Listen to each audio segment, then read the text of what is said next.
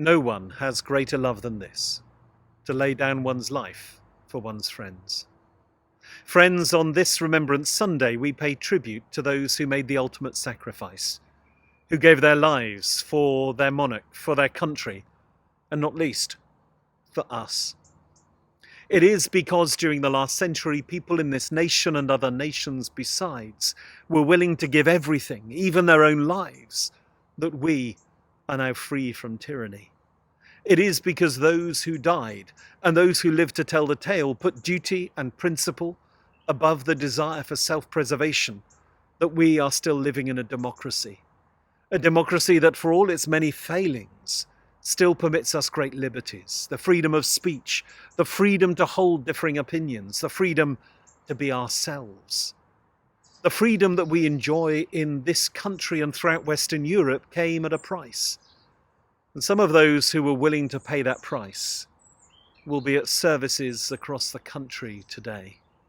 Many of the veterans of World War II who are alive today were most probably teenagers when they signed up, 17, 18, barely grown up and in their young and tender years, and they will have witnessed awful horror and experienced personal and tragic loss, much of which, often silently, they will have carried with them and will do so until their dying day. So it is a privilege to be able to express my gratitude to those who still remain, and to honour as they do the many who fell. And yet, the sheer scale of their sacrifice is almost unimaginable today. There is scarcely a community in Britain that didn't lose someone in either the First or the Second World War. To hear those names read out in a small community, or to see at the Albert Hall the poppy petals fall, reveals a magnitude of sacrifice that is literally staggering. No one has greater love than this, to lay down one's life for one's friends. And there has been no greater laying down of life in the last 100, 120 years than that willingly embraced by the many who fell. Their sacrifice is a noble sacrifice. Their legacy is our freedom, our democracy, our way of life. Although a few could have been said to have been the victims of youthful enthusiasm, the vast majority who fell chose to embrace the possibility of death, believing it to be a price worth paying. Theirs was the greater love, for they chose to lay down their lives. I hope with all my heart that when old Father Time has claimed the lives of those who fought alongside those who fell, when the survivors of the Second World War have fallen victim to the gentle passing of the years, I hope that we who are left will continue to remember both the sacrifice that they were willing to make, as well as the many, many people who did make that sacrifice, who paid the ultimate price, and for our tomorrows gave their todays. And so I hope for them and for the many who've gone before them, for them all, I hope that the sun will never set on our acts of remembrance, and that the sacrifice that each have made will always be recognised. But I have to say this. I have to because it's true. None of them will have made that sacrifice alone.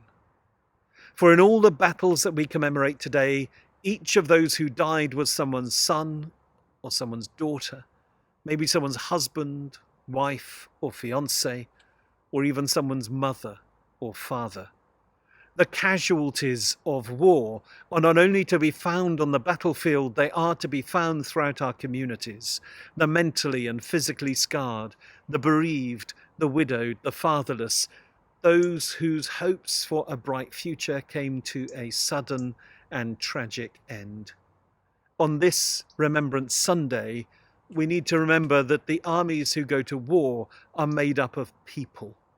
Sons, daughters, wives, husbands, mothers, fathers, brothers, sisters.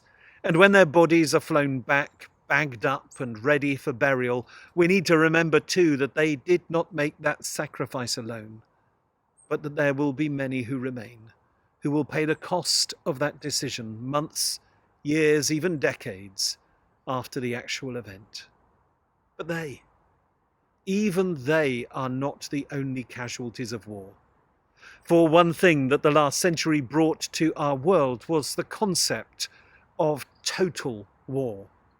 In years gone by, when two countries were at war, their armies would fight it out until one or other army was defeated and a result would be declared.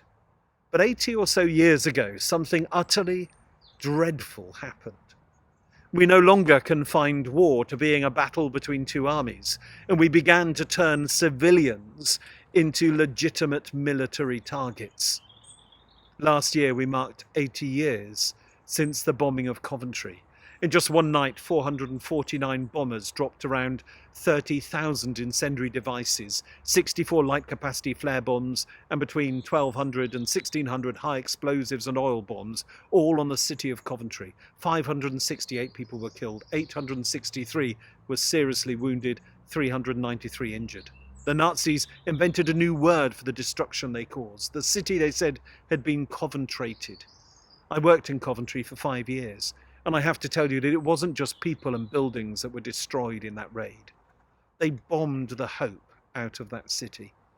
Even now, as a city of culture, it still had to regather its self-esteem that had been blown to smithereens. And yet Coventry wasn't alone. This deliberate incineration of Dresden, Hamburg and Tokyo, to name but some, were all given real meaning to the term total war. Innocent individuals going about their daily business became the victims of a war in which they played little part. Theirs was not a noble sacrifice, for they did not give up their lives were taken from them. And today, though their names are not inscribed in stone nor written on our proud memorials, we should remember them. My heart grieves for them in particular, for they are so often forgotten. Those who lost rather than gave their lives, those whose lives were taken away rather than willingly sacrificed. And yet the slaughter of innocent life goes on. For in our sophisticated age, it is so often the innocent civilian who becomes the victim of an act of military aggression. Those who died in the terrorist bombings of the UK and Ireland. The diners and shoppers and ordinary people who were blown to smithereens on the West Bank or the Gaza Strip. Those who died on 9/11 and 7/7. And of course the tens of thousands of civilians in Afghanistan who died since 2001, either directly or indirectly as a result of the war there. And in the Yemen, where almost 250,000 people have lost their lives since war began just 7 years ago. Causing the death of innocent civilians, whether as targets or as collateral damage, is totally and completely wrong. Their deaths, I believe, somehow diminish us, for they make us part of a world in which the most fundamental belief, the belief in the sanctity of human life, is undermined. We live in an age where war is not confined to the battlefield, but in which the weapons of terrorism and fear are used against ordinary people like you and I, and in which innocent civilians, often the elderly and women and children, become unwittingly caught up in misguided air-to-ground offences. I believe that we are right to wage a war against terrorism, but I believe that there is only one way to win such a war, and that is to cease being the bringer of terror and to start being the bearer of peace. Jesus said no one has greater love than this, to lay down one's life for one's friends. And he encouraged us to love our neighbour, even our enemy, because to do so established a principle that says that we must value another person's life as much, if not more, than we value our own. Just as sacrifice was a noble end for the many whom we remember today, so the self-sacrificing virtue of love must be our goal in life. Love that puts the needs of others before our own needs. Love that forbears all things and forgives people their failings. Love that refuses to be part of anything that restricts human life or subjects it to terrorism or fear. Love, perfect love, that actually casts out fear. And if you want an example of that love lived out, then look no further than Jesus.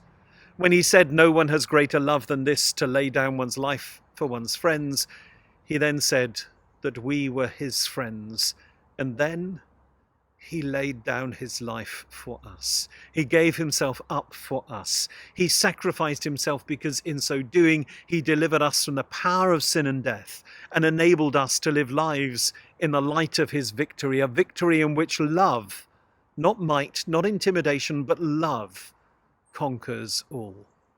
May we live as those who believe in the all-conquering power of love.